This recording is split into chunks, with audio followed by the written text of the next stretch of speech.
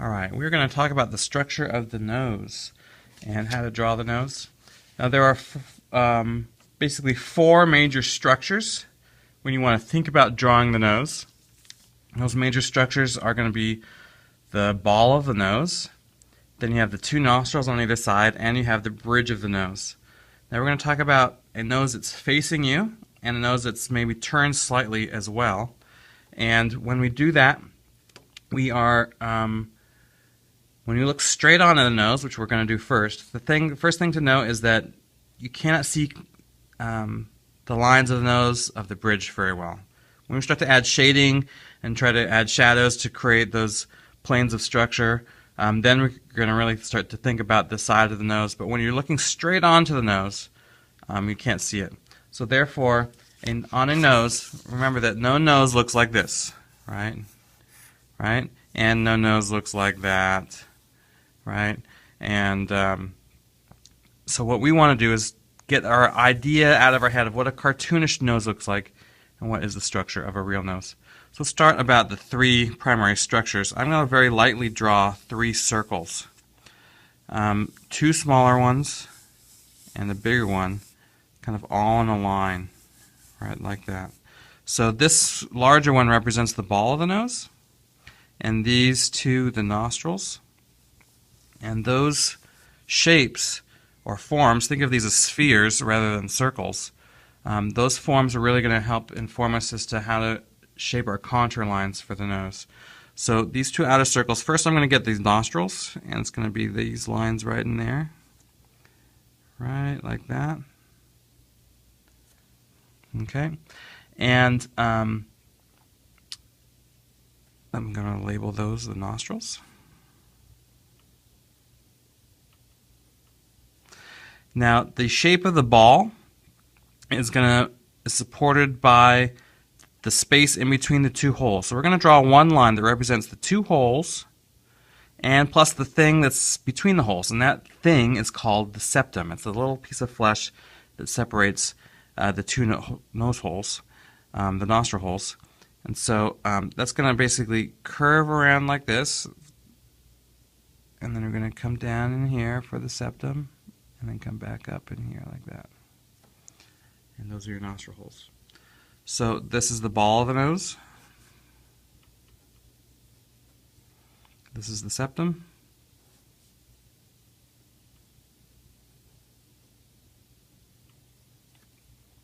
Okay. And the thing to remember about noses is that they are also very distinct, right? Some noses are going to have the shape of the nostrils be wider, right? Some of them are going to be smaller. Some of them are going to be more vertical, right?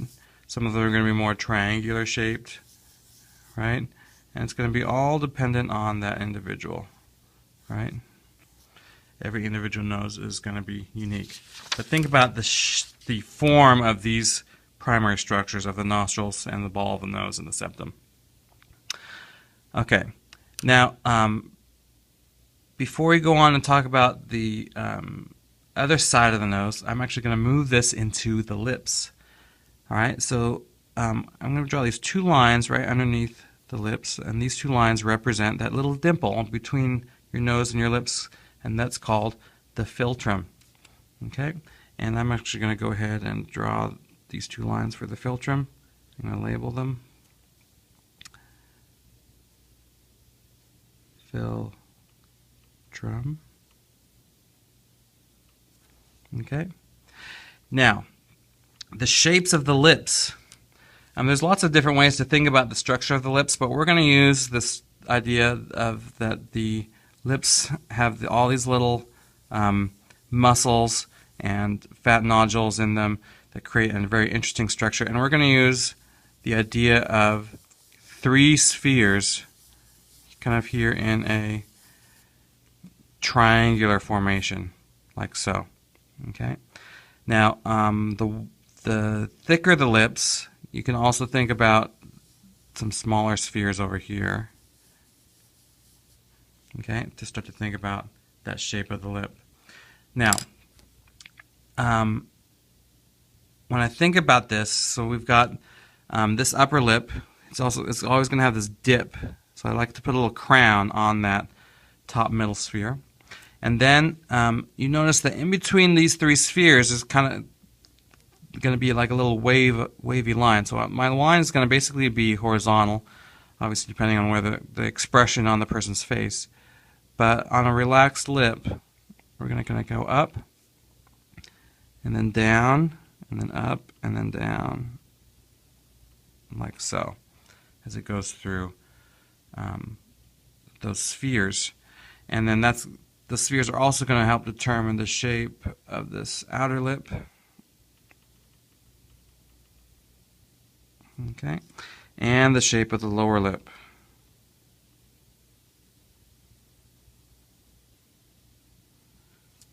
Okay. Now, the lips have a different texture than the regular skin of the face that we all are aware of, and that texture is called the vermilion. Right?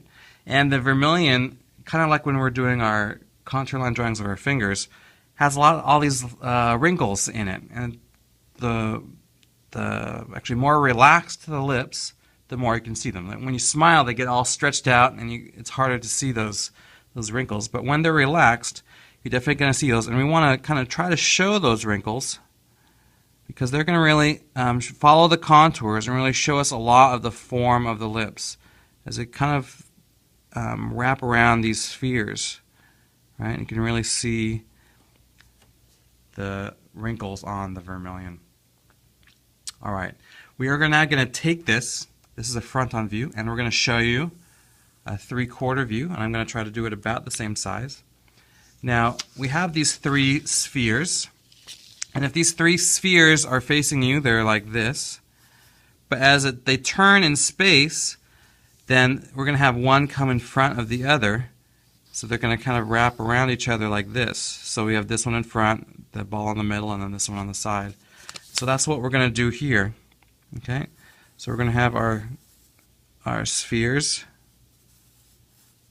Here's our ball, and then I've got our other sphere here. Okay, just draw it lightly. Now, with this, it's going to really show this nostril more than the other one. So I'm going to go ahead and draw the shape of the ball of the nose, the septum, this nostril here, and then there's the rest of the nostril right there. All right. Now, what we could not see on this one, we can now see on this one, and that is the bridge. So as it goes over this, the bridge is going to have a slight bump in it sometimes, and really show you that top bridge of the nose. Now that it's turned, you can see that edge. Okay. And now the other nostril, now that it's turned away, it's much more difficult to see. It's mostly hidden behind the ball of the nose. So you're just going to barely see the edge of it over here. All right. Now, the septum. Over here, these two lines of the septum kind of curve away from each other. Now those two curves are going to curve in the same direction this way as you start to turn the head to the side. And the same way we rotated these three balls in space, so these 5 spheres, we're going to rotate those in space too. So I'm going to get my pencil, and I'm going to start to think about where those spheres are. So there's 1, there's 2. It's a little bit more underneath that first one than before, and then this one's kind of starting to hide behind this one. Okay, and then we've got this sphere hiding there, and that sphere is a little bit more in front. All right, so now we've got those 5 spheres, then the way they're structured. So similar to the way I did the ball of the nose first into the nostril, I'm going to do the same thing with my lips, where I'm actually going to follow this curve here on the front lip as it kind of goes through, and we're going to come out here on the other side. Now that these lips are turned, that this one is facing you more, this side of the lip, so it's going to be much longer, and that one's starting to turn away from you, so it's going to be a much shorter line. Call that foreshortening. So again, underneath the philtrum, I'm going to have this little crown on this sphere right there, and I'm going to still use those spheres to kind of determine the shape of the lips as they go around. Okay.